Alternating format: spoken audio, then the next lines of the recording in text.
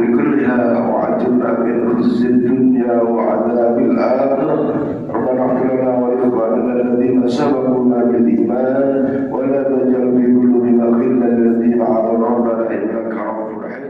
Sekali lagi para jemaah sekalian, tema kuliah subuh kita insyaallah lebih kepada upaya meningkatkan pemahaman kita tentang amal ibadah, ya, tentang meningkatkan pemahaman kita tentang amal ibadah, sehingga insyaallah tidak ragu terhadap amalia ibadah kita, baik yang wajib maupun yang sunnah.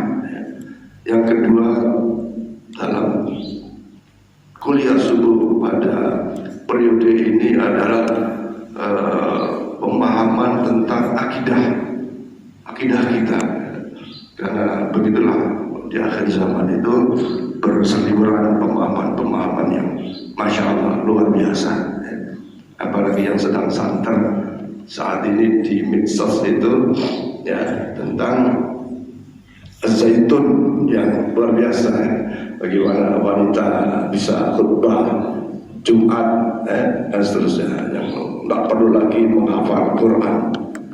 Dan bahkan kemarin saya pengajian di Masjid Darul Jannah itu ada informasi dari Pak Camat itu bahwa di daerah sana itu daerah Sungai Jawi, ya, banyak orang pengajian datang, beberapa orang masuk rumahnya ditutup, ya, rumahnya ditutup sehingga pengajiannya tertutup. Dan dampak daripada itu Pak Camat diadukan oleh beberapa orang, dicurhati. Banyak suami-suami yang istrinya itu tahu-tahu minta cerai setelah ikut pengajian yang tertutup itu. Itu di daerah Sunyo dan sekitarnya. Jadi hati-hati dengan pemahaman, apalagi bagi anak-anak kita yang tahu-tahu aktif ibadah, ya, tapi caranya ternyata beda, pola pakaiannya ternyata beda. Nah ini belakangan, ya bukan belakangan, dan beberapa tahun terakhir ini pemahaman akidah itu dikembangkan oleh sebagian dari mereka, sehingga perlu pondasi, perlu ketahanan, perlu pemahaman dari kita. Nah, Ustaz kita akan membawakan secara fikihnya, nanti Ustaz yang lain membawakan tentang kita. Saya demikian, saya panjang lebar. Mudah-mudahan apa yang beliau sampaikan ada manfaatnya. Kami persilakan Fadhil dan Mas Guru.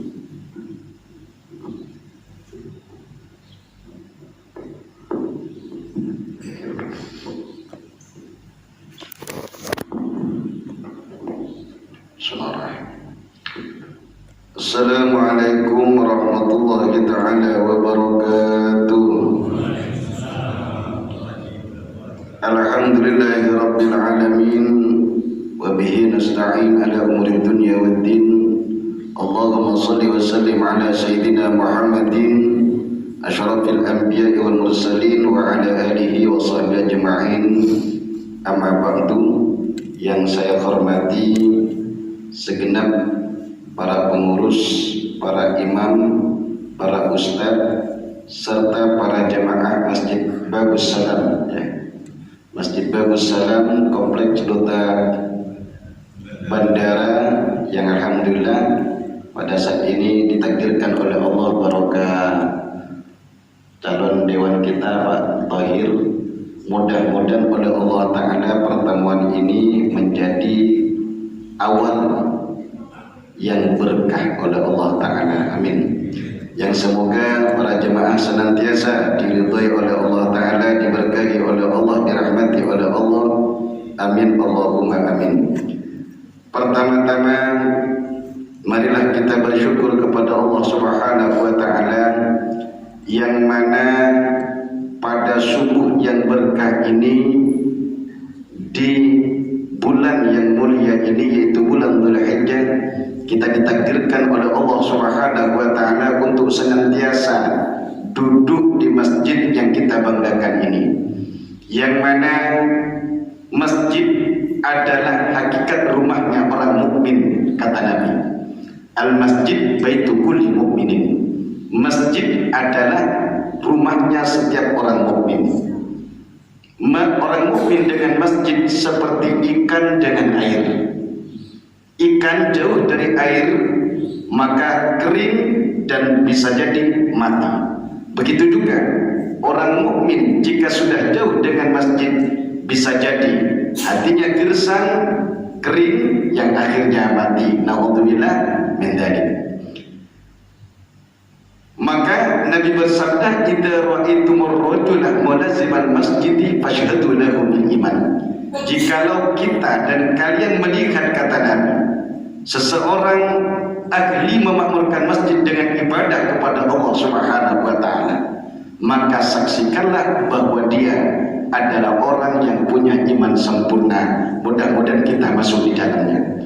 Bahkan dalam surat At-Taubah Allah Subhanahu wa taala berfirman, Bismillahirrahmanirrahim, "Innama ya'muru masajidallahi man amana billahi wal yawmil akhir wa aqama as-salata wa ata az-zakata wa lam yakhsha illa Allah fa asa ulaika yakunu minal muhtadin." Sesungguhnya orang yang memakmurkan masjid, meramaikan masjid-masjid Allah dengan ibadah di dalamnya, ialah orang-orang yang beriman kepada Allah, beriman kepada hari akhirat. Jadi kita yang memakmurkan masjid adalah orang yang beriman kepada Allah, beriman kepada hari akhirat. Wa aqamas salat. Tak cukup memakmurkan masjid tentunya ketika kita berada di masjid. Aqamas salat, mendirikan salat. Wa ataz zakat, menunaikan zakat. Wa lam yakhsha illallah, dan dia tak takut kecuali hanya kepada Allah. Jika demikian, fa'asa ulaika ayyakunu minal muhtadin, maka mudah-mudahan, kata Allah, mereka itu termasuk orang-orang yang mendapat hidayah Allah Subhanahu wa ta'ala. Amin Allahumma amin. Salawat dan salam kita haturkan kepada baginda Rasul Muhammad sallallahu alaihi wasallam yang kita yakin semuanya kita, yang salat, yang puasa, yang zakat, yang kurban dan lain sebagainya, tidak ada lain selain mengharapkan ridhonya Allah Subhanahu wa taala, rahmatnya Allah Subhanahu wa taala. Kita semua berharap mendapatkan syafaat baginda Rasul Muhammad sallallahu alaihi wasallam, dan di antara untuk meraih syafaatnya baginda Rasul ialah selain dengan ibadah-ibadah yang lain, perbanyak pula membaca salawat kepada Rasulullah sallallahu alaihi wasallam. Karena kata Nabi, "Salatukum alayya mahaqatun." Salawatnya kalian kepadaku adalah penghapus dosa kalian. Bahkan dalam hadis yang lain, "Man aktsara minas salati alayya fi hayati." Barang siapa ketika hidupnya dia banyak bersalawat kepadaku, kata Nabi, "Amarallahu malaikatah, amarallahul malaikat ayastaghfiru lahu ba'da mautihi." Maka setelah dia mati sendirian di alam kuburan, Allah tugaskan segolongan malaikat yang senantiasa tugasnya malaikat ini memohonkan ampunan kepada Allah, memintakan rahmat kepada Allah, memintakan berkah kepada Allah untuk orang yang senantiasa ketika hidupnya di dunia dia ahli baca salawat kepada baginda Rasul Muhammad sallallahu alaihi wasallam. Maka sering-seringlah bersalawat kepada Nabi, insyaallah hati yang selalu bergerak bersalawat kepada Nabi, lidah yang selalu basah bersalawat kepada Nabi, insyaallah termasuk hati yang dan lidah yang senantiasa disenangi oleh Allah Subhanahu wa taala dan oleh Rasulullah sallallahu alaihi wasallam. Allahumma salli ala sayyidina Muhammad wa ala ali sayyidina Muhammad. Hadirin para jemaah serta para pemirsa dimanapun anda berada, yang semoga dibanggakan oleh Allah Subhanahu wa taala. Pada saat ini kita berada di tanggal 5 Selasa 6 bulan Dzulhijjah. Insyaallah hari Kamis kita berada pada hari raya Idul Adha. Namun sebelum masuk pada ibadah kurban, yang mana termasuk ibadah inti daripada bulan Idul Adha ini atau bulan Dzulhijjah ini selain haji, yaitu ada amalan-amalan yang apabila kita amalkan itu sangat luar biasa. Maka pada saat ini saya membawakan kitab Tanbihul Ghafilin karya Syekh Nasr Muhammad bin Ibrahim As-Samarqandi dari Samarkand radhiyallahu ta'ala anhu, amalan yang pernah berlakukan dari sahabat Abdullah bin Ubaid bin Umar Al-Laythi radhiyallahu ta'ala anhu, qala balagana, telah sampai kepada kami, Allah Ta'ala afdali Musa bin Imran khamsa da'awat, bahwasanya Allah Ta'ala pernah memberi hadiah kepada Nabi Musa bin Imran alaihi salam khamsa da'awatin, 5 doa, 5 kalimat, 5 bacaan yang Allah berikan sebagai hadiah kepada Nabi Musa. Pertama apa? Bacaan ini saya catat sebenarnya, cuma tadi saya lupa untuk saya perbanyak. Nanti tinggal diperbanyak saja oleh pengurus, silakan dibagi-bagikan, siapa tahu bermanfaat oleh Allah Ta'ala. Bismillahirrahmanirrahim. Pertama, kalau bisa ikut-ikut, mungkin ini adalah awal pengamalan kita. La ilaha illallah wahdahu la syarikalah lahul mulku. Ikut saya, ikut di belakang saya. La ilaha illallah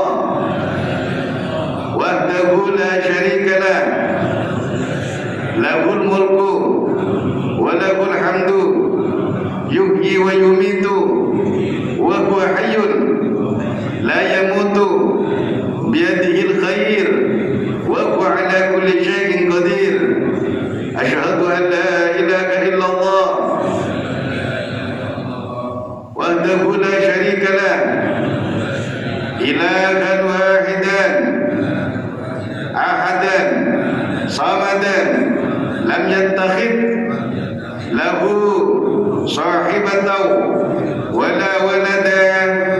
Asyhadu an la ilaha illallah wahdahu la syarikalah ahadun samadun lam yalid wa lam yulad wa lam yakul lahu kufuwan ahad. Asyhadu an la ilaha illallah wahdahu la syarikalah lahul mulku wa lahul hamdu yuhyi wa yumitu wa huwa hayyun la yamutu biyadihil khair wa huwa ala kulli syai'in qadir. Hasbiyallahu wa kafa sami'allahu liman da'a laisa wara Allahi muntaha. Nih 5 kalimat disebutkan anna hadil kalimat unzilat fil Injil, bahwa kalimat yang tadi kita baca 5 kalimat ini pernah Allah turunkan dalam kitab Injil, yaitu kepada Nabi Isa alaihi salam. Lalu annal hawariyin sa'alu Isa alaihi salam an fadli hadhihi da'wat. Hawariyin kalau kepada Rasulullah disebut sahabat, tapi kalau sahabatnya Nabi Isa disebut hawariyun atau hawariyin. Hawariyin ini pernah bertanya, sahabatnya Nabi Isa pernah bertanya kepada Nabi Isa tentang keutamaan membaca, fadilah dari keutamaan membaca ini di 10 pertama daripada bulan Dzulhijjah, dari tanggal 1 sampai tanggal 10 bulan Dzulhijjah. Setelah sholat 1 kali sama, 3 kali sama, 5 kali sama, setelah terserah kita yang mau ngamalkan. Oh tak sempat setelah sholat karena ada pekerjaan, silakan waktu tenang-tenang, waktu maulid atau pada subuh pada maulid. Apa katanya? Faro'a liman qala ka fi ayyamin asyri ma la yaqdiru ala wasfi ahad, bahwa keutamaan membaca 5 kalimat ini tidak bisa disifati oleh siapapun keutamaannya kecuali Allah Subhanahu wa taala yang bisa menyifatinya. Maka pantas untuk kita amalkan di 10 hari raya, 10 hari daripada bulan Dzulhijjah dari tanggal 1 sampai tanggal 10. Baik, hadirin yang saya hormati, dalam hadis, selain sebelum kita masuk ke fikihnya, kita ngaji hadis sebentar.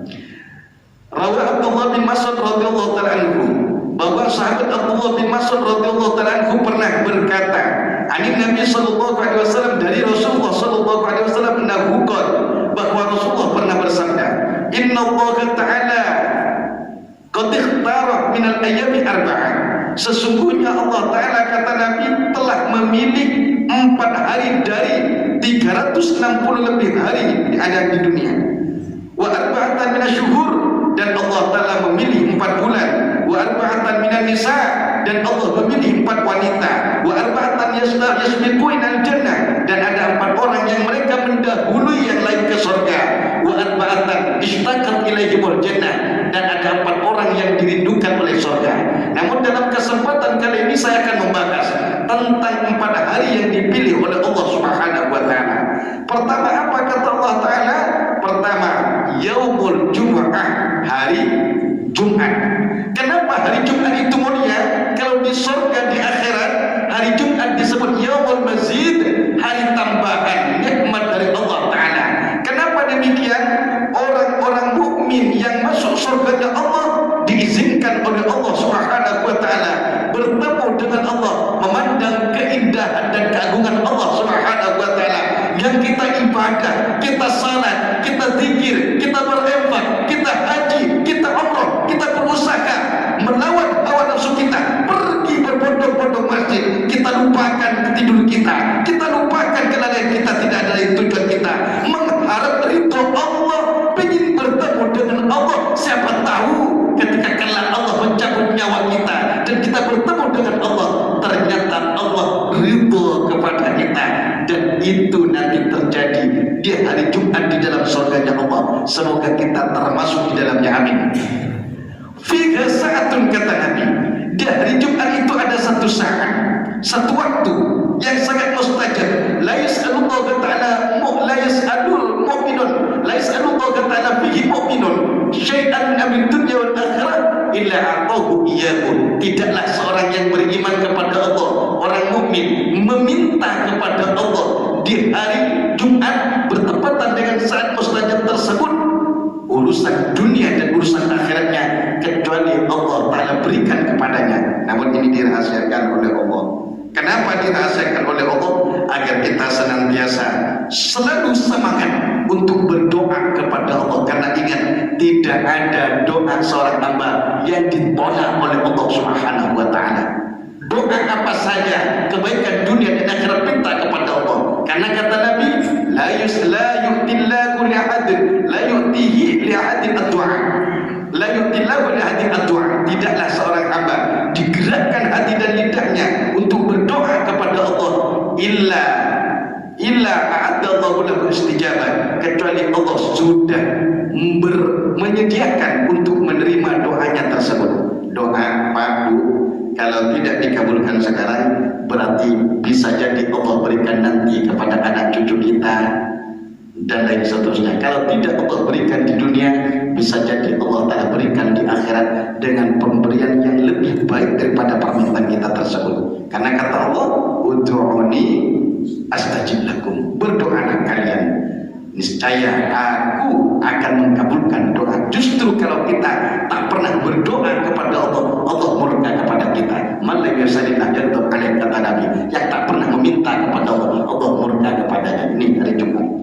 Kemudian yang kedua, kata Nabi, Yaumu Arfah, hari Arfah. Hari Arfah berarti tanggal 9 daripada bulan Dzulhijjah.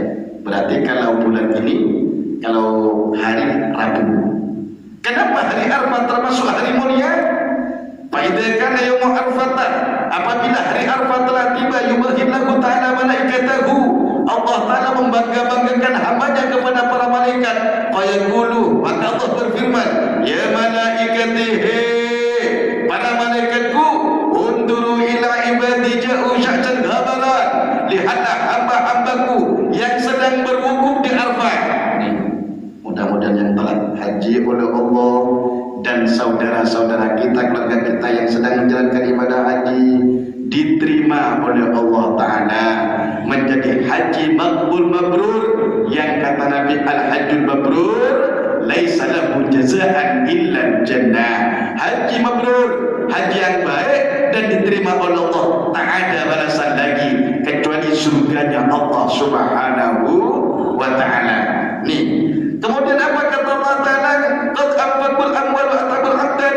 Hei malaikat, lihat, hambaku itu berwukuf di Arfah, dia meninggalkan keluarganya, membelanjakan hartanya, membayar ongkos hajinya dan lain sebagainya, dan mereka telah berani menyampaikan anggota tubuhnya demi datang kepada wahai malaikat, isyhadu anni qad ghafartu lahum, saksikanlah bahwa aku telah mengampuni mereka. Amin Allahumma amin. Bagi yang ada di dalam keadaan tak berhaji, maka di hari Arafah sunnah untuk puasa Arafah tarwiyah tanggal 9, 8 dan hari Arafah tanggal 9. Tarwiyah disebut hari tarwiyah ragu-ragu dari ceritanya Nabi Ibrahim alaihissalam ketika mimpi, Ibrahim, oh fi nadrik Ibrahim, laksanakan nadarmu. Nabi Ibrahim ini sudah tua, belum punya anak ceritanya. Ternyata Nabi berdoa ke Allah, Rabbi habli minas sholihin. Ini doa minta orang soleh, minta pasangan dan anak keturunan yang saleh. Rabbi habli, semuanya kalau bisa ikut hafal lalu amalkan, insya Allah. Kalau tidak anak kita, sebagaimana kata Ustaz kita tadi, sekarang ini luar biasa pemahaman-pemahaman bahkan sebesar pesantren yang disebutkan tadi Zaitun mengajarkan bukan ajaran-ajaran syariat, ternyata ajaran Yahudi. Shalom menjadi masyhur gara-gara mereka. Assalamualaikum seolah-olah kalah dengan Shalom. Kenapa demikian? Hati-hati, peringatan keras bagi orang tua mendidik anak. Hati-hati, jangan lihat fisik mewah tapi akidah merusak. Akhirnya mereka berani menajiskan kita sebagai orang tua. Wa karramna bani Adam, wa laqad karramna bani Adam, kata Allah, sungguh telah kami muliakan bani Adam, anak manusia itu. Kenapa demikian? Loh, kita ini mati saja, jadi bangkai saja masih suci, disentuh tak najis kita, mati jadi bangkai kita masih suci. Maka sekarang ini sudah luar biasa pemahaman-pemahaman. Ketika ada ajaran lalu di framing seterusnya masuk otak anak dan hatinya, akhirnya pulang dari pesantren bukan dia berakhlakul karimah. Ternyata ketika kita orang tua menyentuh pakaiannya, kita najis. Akidahnya sudah beda, mendoakan orang tua haram, bid'ah, masuk neraka, seolah-olah surga hanya punya dia sendiri. Na'udzubillah, menjadi hati-hati pemahaman ini sudah mana-mana anak kita akan diapain dan lain seterusnya. Maka dengan adanya majelis inilah yang akan dengan ilmu-ilmu yang diserap dari para ulama diajarkan di masjid-masjid, di majelis-majelis yang baik, maka insya Allah akan menjadi tamin dari akidah-akidah tersebut. Na'udzubillah min dzalik. Kemudian yang kedua, hari Arafah, tarwiyah Arafah.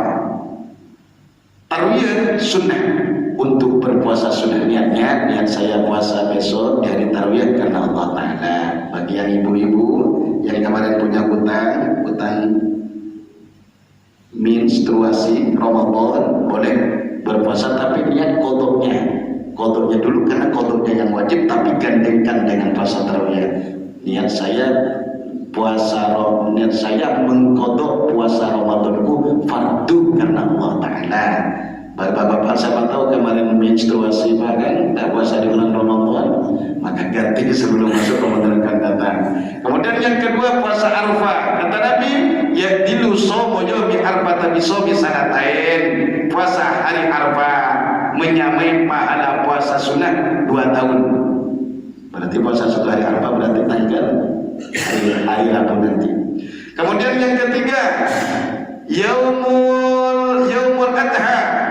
Yaumul adha, fa idza kana yaumun nakri yang ketiga.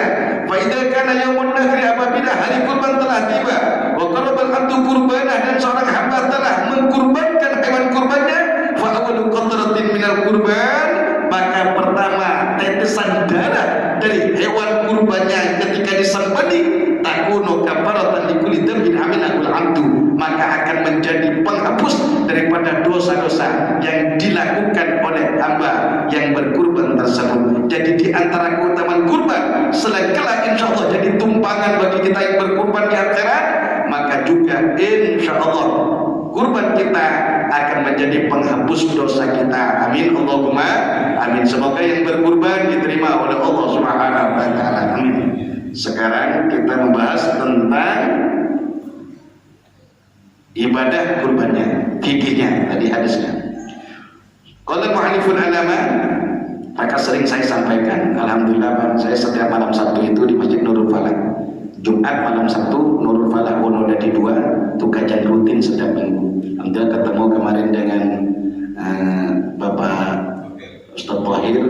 Alhamdulillah ketemu suan ke pondok pesantren, ternyata dadakan. Nah, siap silaturahmi. Selama sehat, selama sempat, selama diundang. Mumpung masih muda, masih sehat, masih laku, terus bergerak. Untuk apa? Mensyiarkan agama Allah. Karena ini bekal akhirat kita. Qala mu'alliful allamah Syekh bin Qasim Al-Ghazali rahimahullah taala, faslun fasal. Hukum kurban termasuk sunnah muakkadah, sunnah yang dikokohkan. Kurban ada sunnah, ada wajib. Kapan kurban menjadi sunnah? Kalau dia tidak dinazarkan. Kalau sudah dinazarkan, maka kurban menjadi wajib. Ketika kurban dinazarkan menjadi wajib, maka orang yang berkurban dan keluarga di dalam rumahnya orang yang berkurban yang berada dalam tabungannya tak boleh memakan sedikit pun dari hewan kurbannya.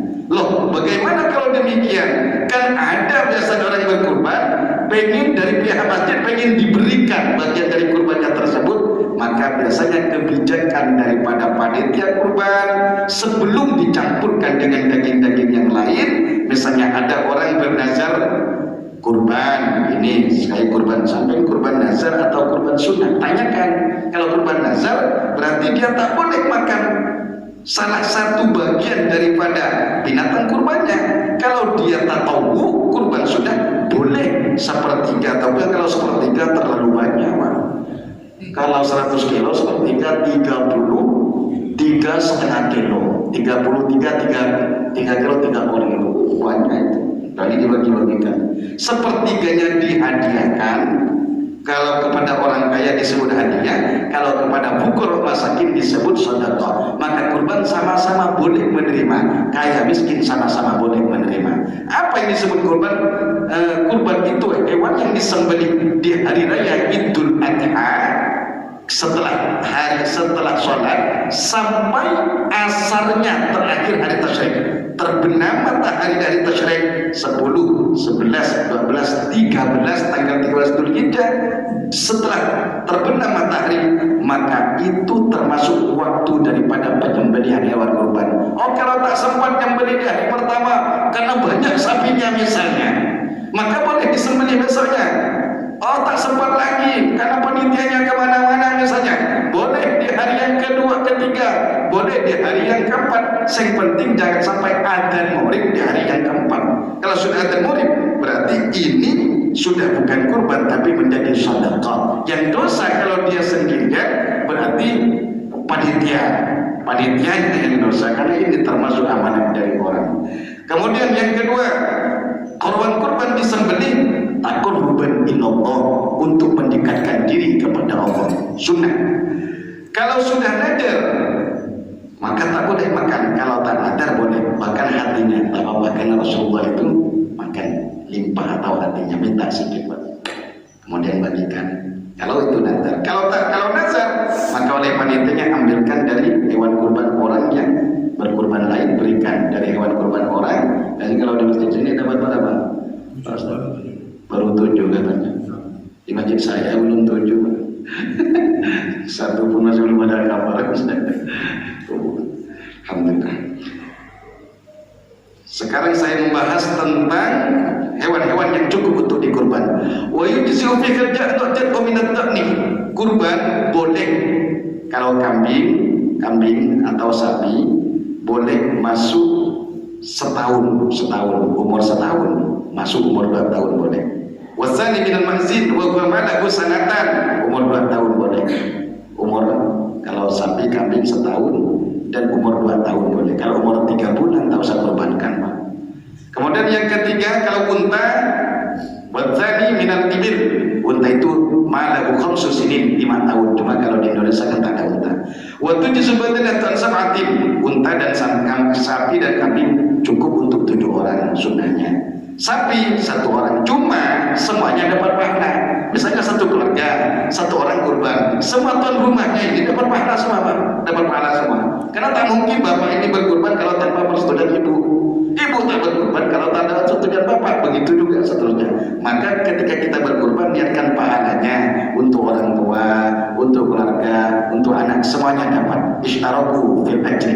Mereka sama-sama dapat pahalanya tersebut. Baik. Kemudian wa arba'un, ada 4 binatang. La tujzi'u fid duhaya, tak cukup, ayat tak sah untuk dikorbankan. Ada 4 hewan yang tak cukup untuk dikorbankan karena ada aib di dalamnya. Apa pertama? Al-awraqul bayyin, buta yang nyata butanya. Buta, Pak. Sapi, kambing buta tak usah korbankan. La tujzi, kata fikihnya, tak cukup, tak sah. Buta. Kemudian yang kedua, al-arja'ul bayyinu arduha, pincang, pincangnya terang pincang, sapi dan kambing pincang, awalnya. Mudwain, maka hati-hati. Walau kana usul araj' laga inda idja'iha litatyabiha bisa berkira-kira. Walaupun pincangnya tersebut, sebab ketika dia mau disembelih ternyata dia lompat dari mobilnya misalnya, tiba-tiba pincang. Itu. Makanya hati-hati menurunkan kambing. Kalau sudah kejadian bagaimana, Pak Ustaz? Ya sembelih aja, Pak. Masa mau dikembalikan ke orangnya? Sembelih saja walaupun ini kan hukumnya. Kemudian wasnadis al-maridatul bayyin maraduha, binatang, hewan, sapi dan kambing yang sakit parah hingga mengurangi dagingnya. Kemudian warabi al-ajfa wa hiya allati dabamuha min al-hazar. Ajfa, kambing dan sapi kurus, saking kurusnya otaknya tak ada otak, saking kurusnya sampai tak ada otaknya, kurus. Ini tak cukup. Wal maksurul qarni, sapi, kalau hewan kurban ini hanya tak ada apa kalau bahasanya telur keleper sapi itu. Nah, kalau ada sapi dan kambing tak ada kelepernya boleh tidak, Pak Ustaz? Boleh. Ini hukumnya. Waktu juzibul khasi, artinya terpotong apa pelernya itu bahasanya itu. Kalau per sapinya sisa 1 tak apa-apa. Sah hukumnya. Kemudian wal maksurul qarni illam yasir fil lahmi, juga sah hukumnya sapi yang tanduknya patah. Tak apa-apa. Kalau tak ada tanduk sah. Ini di dalamnya. Wa yujzu aidan faqidul quruni, dan sah pula sapi dan kambing yang tak ada tanduknya. Maka kalau beli sapi dan kambing jangan cari yang besar tanduk tapi kurus, Pak. Mana utama misalnya, mana yang kita pilih? Ini panjang tanduknya cuma kurus. Ini tak ada tanduk cuma gemuk. Masa mau makan tanduk kan? Jadi walaupun tak ada tanduk sah, boleh. Wala tujziul maqtu'atul udun, tak sah kambing dan sapi yang terpotong telinganya, baik seluruh atau separuhnya. Kambing tak ada telinga. Walal mahluqah bil udun, walaupun dan tak sah pula kambing dan sapi yang tercipta tanpa kuping, tak sah. Walal maqtu'atud dambi, tak sah pula, tak cukup dikurbankan kambing dan sapi yang tak ada buntut ekor, tak ada ekor, baik seluruh ekor atau karena ekornya itu kan bisa dimakan tuh, Pak. Ada sop ekor, sop kuping kan begitu kan. Sop buntut, sop ekor, sop buntut. Allahumma shalli ala sayyidina Muhammad. Baik. Wa yadkhulu, dan masuk waktu dzabhi, waktunya berkurban min waktu salatil Aid, dari waktunya salat Id. Makanya kalau salat Id, kalau salat Idul Adha itu dalam fikihnya itu lebih utama agak diawalkan agar waktu penyembelihan kurbannya lebih luas. Kalau salat Idul Fitri itu sholatnya agak disiangkan sedikit. Misalnya kalau itu nanti jam 7 misalnya, agar waktu penyembelihan hewan kurban itu luas. Kalau Idul Fitri misalnya mau disiangkan misalnya setengah 8, tak apa-apa. Agar apa? Waktu pembayaran zakat fitrah itu luas. Cuma sekarang kan di masjid-masjid kan sudah dari awal sudah dibuka pembayaran zakat fitrah, amil zakat itu. Basnas biasa apa itu biasa UPS dan lain sebagainya. Baik, sampai kapan? Sampai hari tasyrik. Kemudian wayusannu, dan ini bagi yang beli, bagi yang biasa menyembelih, ini diperhatikan. Wayusannu, wayustahabu, dan disunahkan inda tabhi, ketika menyembelih, khamsatu asya'ah, 5 perkara. Ketika menyembelih disunahkan 5 perkara. 1, at-tasmiyatu, baca bismillah atau bismillahirrahmanirrahim, baca bismillah. Yang kedua, as-salatu ala nabi, bersalawat kepada nabi. Bismillahirrahmanirrahim. Allahumma salli ala sayyidina Muhammad wa ala ali sayyidina Muhammad. Wa tsadis, istiqbalul qiblah bid-dhabiha, menghadapkan kiblatnya, menghadap ke kiblat dengan sembelihan hewan kurbannya, ada kiblat. Wa rabi'ah, yang keempat, at-takbiru qabla tasmiyah aw ba'daha, bertakbir sebelum baca bismillah atau setelah baca bismillah. Tapi tak usah panjang-panjang. Nanti tak disembelih-sembelih. Allahu akbar, tunggu saja. Allahu akbar, Allahu akbar, Allahu akbar. La ilaha illallah, Allahu. Apalagi sapinya sampai 10, tak usah panjang-panjang yang nyembelih itu. Jangan kusuk-kusuk di situ nanti. Bismillahirrahmanirrahim. Hadap kiblat. Allahumma shalli ala sayyidina Allahu akbar, Allahu akbar. La ilaha illallah, Allahu akbar, walillahil hamd. Kelima, ad-du'a, berdoa, wa du'a bil qabul, doanya Allahumma hadhihi minka wa ilaika fataqabbal. Itu saja. Allahumma hadhihi minka wa ilaika fataqabbal. Kalau yang berkurban itu biasanya kan disebut itu Allahumma hadhihi minka wa ilaika fataqabbal min fulan bin fulan fulan bin fulan fulan bin fulan. Kalau bahasa Indonesianya, ya Allah, kurban ini dari Engkau dan untuk ditakarrubkan, mendekatkan diri kepada Engkau, maka terimalah kurban titik sampai 7. Kalau sampai baru bismillah. Fa'ilam yusalli, kalau ada sembelihan, ada orang yang beli, bukan hanya hewan kurban, ada orang yang beli, orang Islam tak baca bismillah, sah, makan tak apa-apa, halal. Ini di dalamnya. Falam yusalli halal matbu', andai kata ada orang yang beli tak baca bismillah, halal matbu', maka halal sembelihannya. Yang haram itu pada orang Cina yang beli, nah kita dibeli, itu yang haram. Kenapa? Mereka kafir, tak punya kitab. Selama itu sembelihan orang beriman, orang muslim, baca tak baca bismillah, itu halal hukumnya hewan yang disembelih. Tapi penyembelihannya makruh. Karena apa? Dia tak baca bismillahirrahmanirrahim. Itu. Baik, apa lagi? Nah, ini yang biasa terjadi. Wa ya'kulu minal udhiyah mutatawwi' biha sulusan, dan boleh memakan kurban yang disembelihnya. Bahkan di sini di dalamnya wa yusannu ayyakuna minal kabid, yang dimakan orang yang berkurban itu hati sedikit saja. Li'annahu sallallahu alaihi wasallam kana ya'kulu min kabdil udhiyah, karena Rasulullah sallallahu alaihi wasallam pernah memakan daripada bagian hati hewan kurbannya. Minta, kalau sampai berkurban minta hatinya, tapi tak usah minta semua, kasihan panitianya dan orang minta sedikit saja.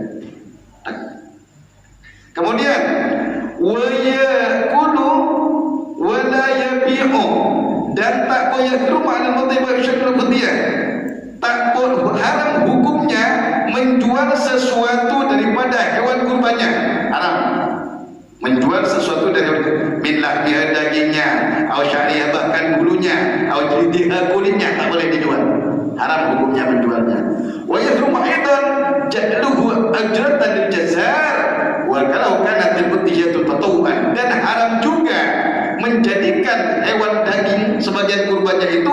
sebagai upah ongkos untuk tukang jagalnya. Berarti bagi yang berkurban harus perhatikan juga. Misalnya jangan hanya berkurban itu panitia kan butuh plastik, butuh untuk yang diberikan kepada penyembelihnya. Berarti sampean harus ngasih duit walaupun hanya 300. Ini untuk plastiknya, kantongnya, ini untuk upah tuh yang dan seterusnya. Adapun andai kata diberi bagian orang-orang yang berkurban, yang menyembelih pekerja-pekerja tersebut, berarti itu bukan dari upah tapi dari bagian daripada hewan kurbannya tersebut, dan seterusnya dan seterusnya. Wa yusadqah. Dan ini diantara hewan kurban. Kemudian yang terakhir, banyak berapa? Kurang 9 menit ya, 10 menit. Berarti yang terakhir, bagi panjenengan kita, andai kata mengumpulkan akikah dengan kurban dan itu ada di hari raya Idul Adha, itu boleh. Misalnya sampai punya anak belum diakikahkan, ternyata mampu kurban pada tahun ini, udah niatkan niat akikah dan kurban, sebut siapa yang mau diakikahkan dan langsung kurban, boleh hukumnya. Yang penting di waktu kurban jangan balik. Kalau di lain kurban, akikah tak masuk kurban, tapi akikah bisa masuk kurban. Artinya di hari raya Idul Adha sampai ternyata mampu beli kambing dan ini kurban dan akikah saya, dan seterusnya. Ini diantara hukum-hukum kurban. Mudah-mudahan oleh Allah Ta'ala bermanfaat bagi kita dan sampean semua. Penting belajar ilmu itu penting, karena kata Nabi, man intaqala dia ta'allama ilman ghufira lahu qabla yaqwa. Barang siapa pindah dari rumahnya ke masjid, dari rumahnya ke pondok pesantren, ke madrasah, ke halaman untuk mencari ilmu Allah, sebelum melangkah dosanya telah diampuni oleh Allah. Mudah-mudahan kajian-kajian ini rutin setiap ahad pagi, luar biasa. Ini hidupkan kembali, insya Allah. Pencetus-pencetusnya wafat, ternyata diteruskan oleh generasi-generasi selanjutnya, maka ini pahalanya luar biasa. Setiap ilmu yang dimasukkan diterangkan oleh para ulama, jadi sil ulama wal kubara, para ulama, dan masuk ke hati, maka pencetus daripada kajian ini sampai sepuh ternyata wafat, ternyata kajian ini jalan, maka ini termasuk amal jariah yang luar biasa. Mudah-mudahan bermanfaat oleh Allah Subhanahu wa Ta'ala. Mudah-mudahan ta'arufan perkenalan saya Mas Udi Syamsuddin. Kalau di Facebook ini setiap saya itu tuh live Facebook. Kalau di YouTube sampai Ustaz Mas Udi, silakan. Di TikTok, di IG, di Snack Video ada semua itu. Silakan like, subscribe, and share.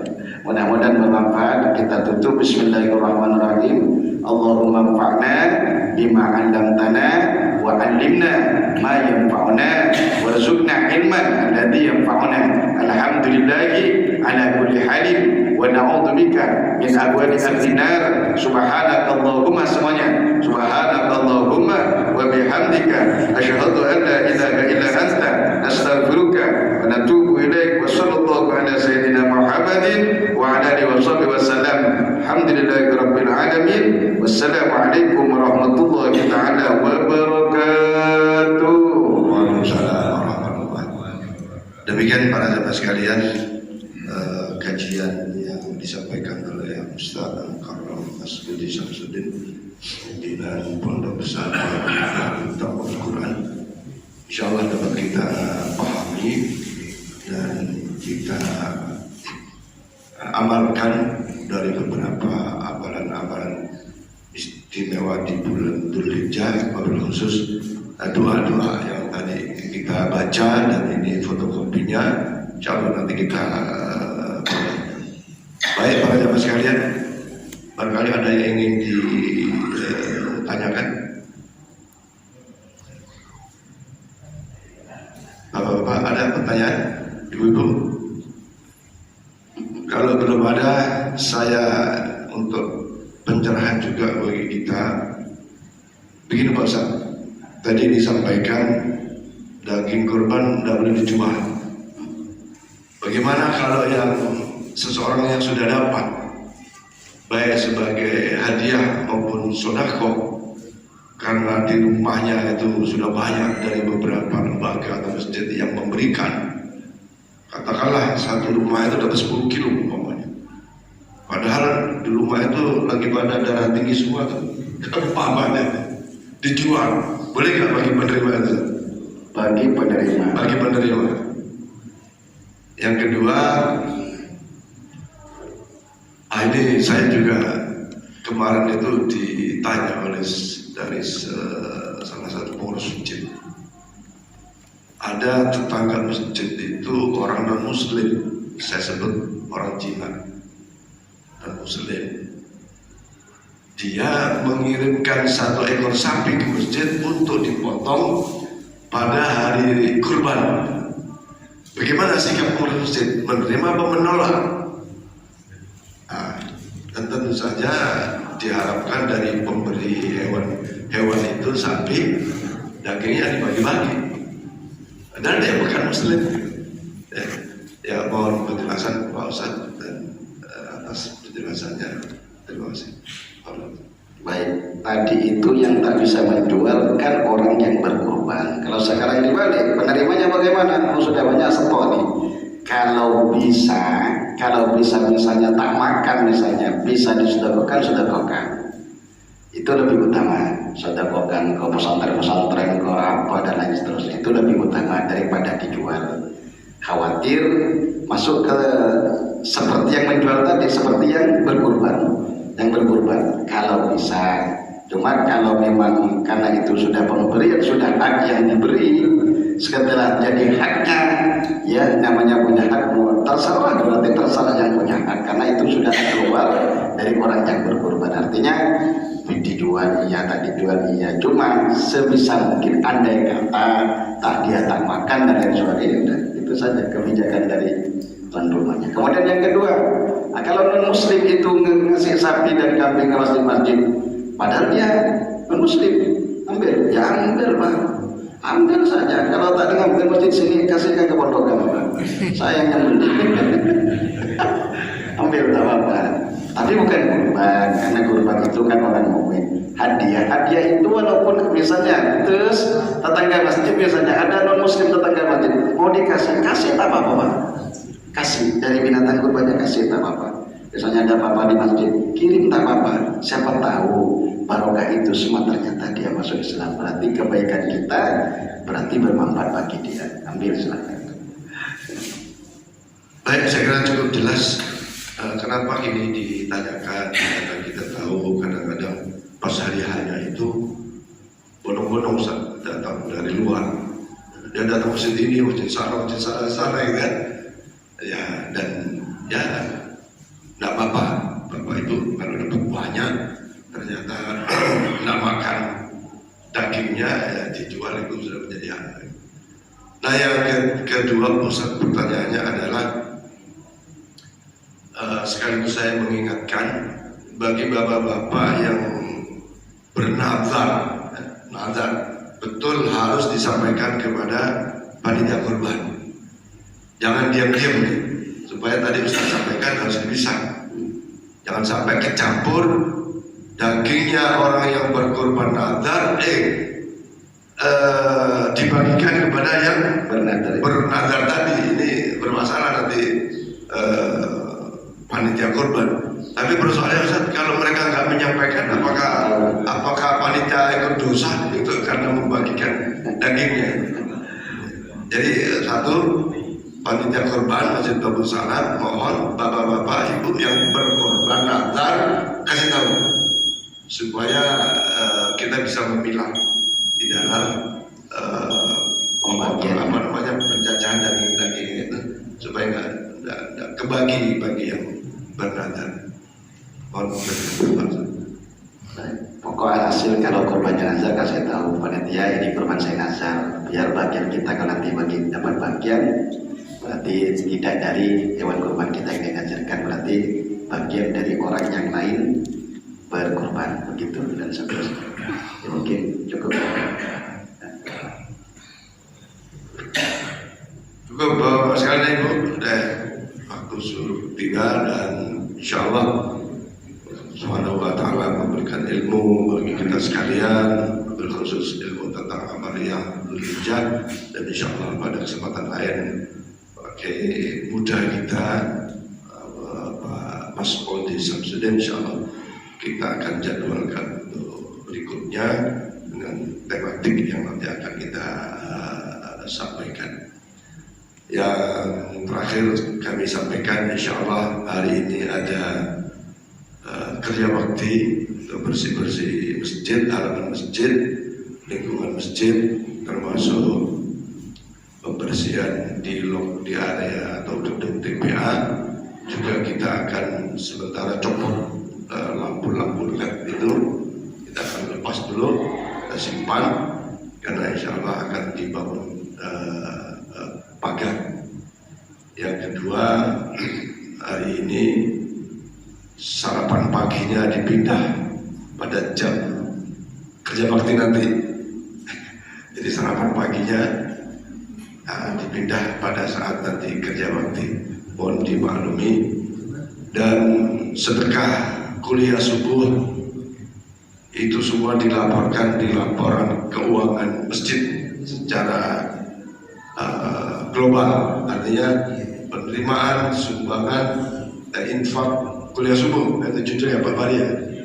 Jadi kita alhamdulillah dari yang pertama dapat 266, yang kedua 244 ya, dan seterusnya. Dan itu bisa dibaca di laporan mingguan atau jumatan bahwa hasil sumbangan atau sedekah ibu kuliah subuh ini masuk dalam penerimaan laporan keuangan masjid setiap bulan atau setiap minggunya, bisa dibaca nanti di papan pengumuman yang akan kita sama.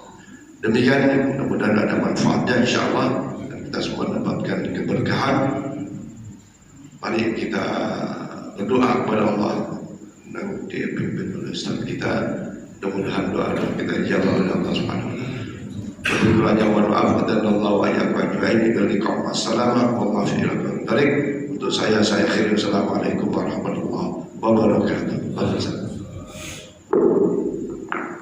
Bismillahirrahmanirrahim. Amin. Alhamdulillahirabbil alamin. Allahumma shalli ala sayyidina Muhammadin wa ala ali sayyidina Muhammad. Ya Allah, dengan berkah kanjeng Nabi Muhammad sallallahu alaihi wasallam, ya Allah, berkah utusanmu, berkah para nabimu, berkah malaikatmu, ya Allah, berkah Al-Qur'an firman-Mu, ya Allah, berkah ya Allah hamba-Hamba-Mu yang berhaji dan umrah di kota Mekah Madinah, ya Allah, ampunilah dosa-dosa kami, ya Allah, dosa-dosa kedua orang tua kami, dosa-dosa kiai dan guru-guru kami, ya Allah, dosa pasangan-pasangan kami, anak dan keturunan kami, santri dan murid-murid kami, ya Allah, keluarga dan warga kami, ya Allah, matikan kami dan mereka dalam kehusnulan khatimah, ya Allah, mudahkan segala urusan kami dan mereka urusan agama dunia dan akhirat, ya Allah, akhirkan kalam kami dan kalam mereka dengan kalimat la ilaha illallah Muhammadur Rasulullah sallallahu alaihi wasallam.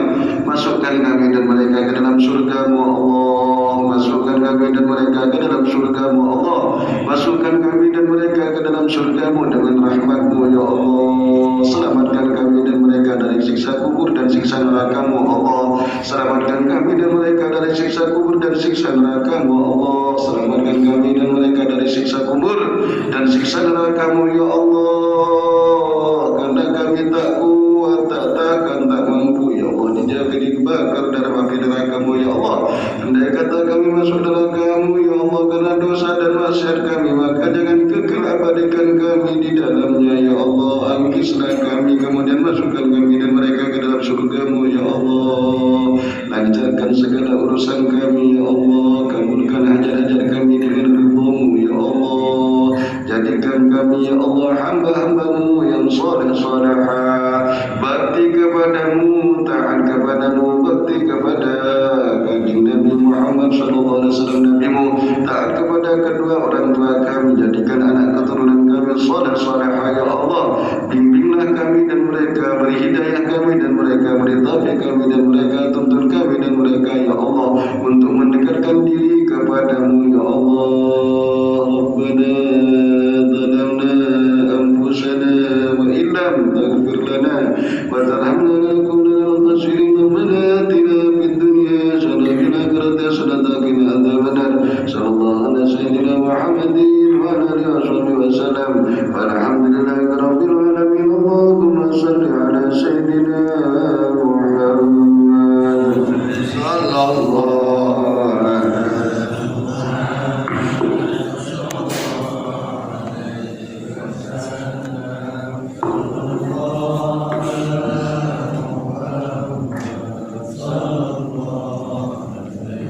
وسلم